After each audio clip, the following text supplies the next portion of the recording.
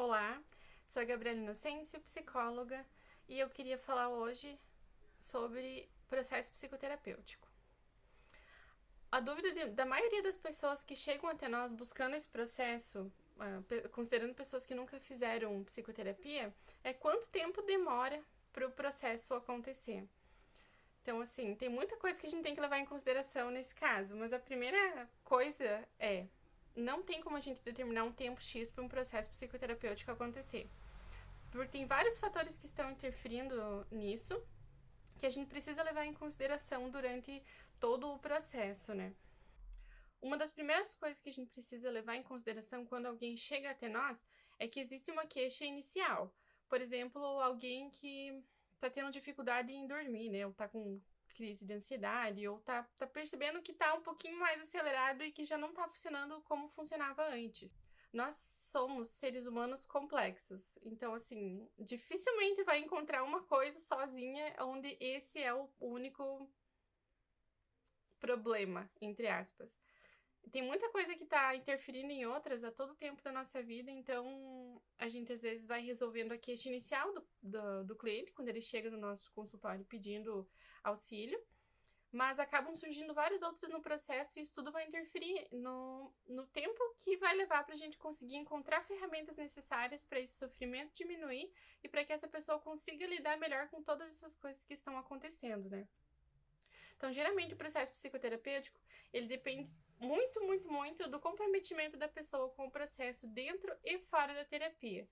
O que eu quero dizer com isso? Às vezes, durante as sessões, a gente vai conversando e vai encontrando coisinhas pequenas, mas que podem fazer toda a diferença na forma desse indivíduo lidar com as situações que estão acontecendo, que podem ajudar ele a melhorar toda essa qualidade de vida, né? E todas as relações que estão acontecendo na vida dele. E isso, durante a sessão, é importante, esse comprometimento, né, para que o indivíduo fale sobre isso, se abra para que a gente consiga entender melhor a condição em que ele está, o que ele está sentindo, e consiga aplicar algumas coisas fora também, para devagarinho essas mudanças irem acontecendo e alcançar essa mudança que ele busca, né? Outra coisa que é importante a gente pensar também é na identificação do paciente com o terapeuta e também na relação terapêutica que está acontecendo durante, né, o processo.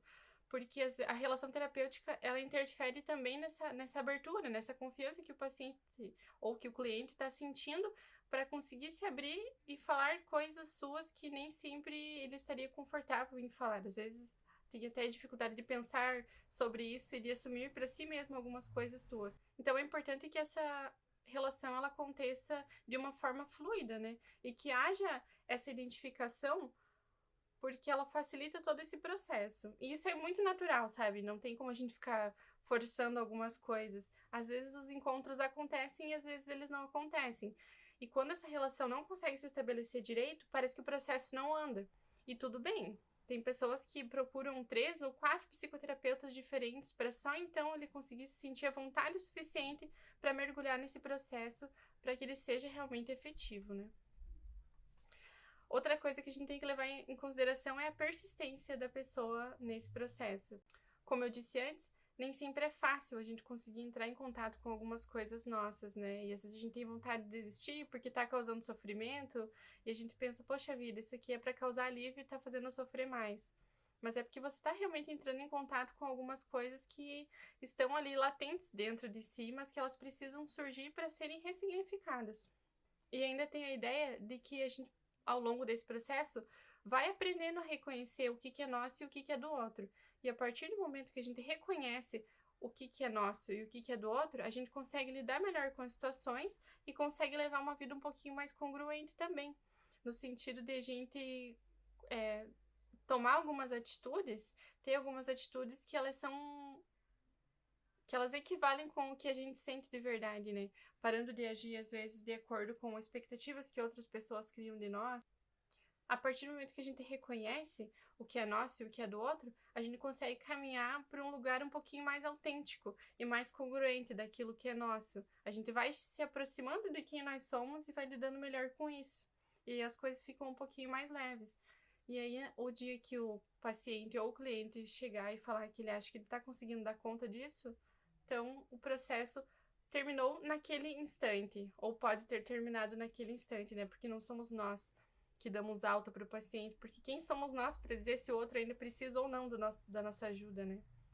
É muito esse processo de você reconhecer quem você é, o que você está fazendo, como você está se sentindo e lidando com isso ao longo do tempo, né? Aprendendo também a olhar para algumas coisas e a perceber outras sobre si. No momento que o paciente ou o cliente achar que está conseguindo dar conta disso sozinho, então a gente pode dar um fim ou uma pausa no processo até que ele sinta novamente essa necessidade de uma ajuda profissional.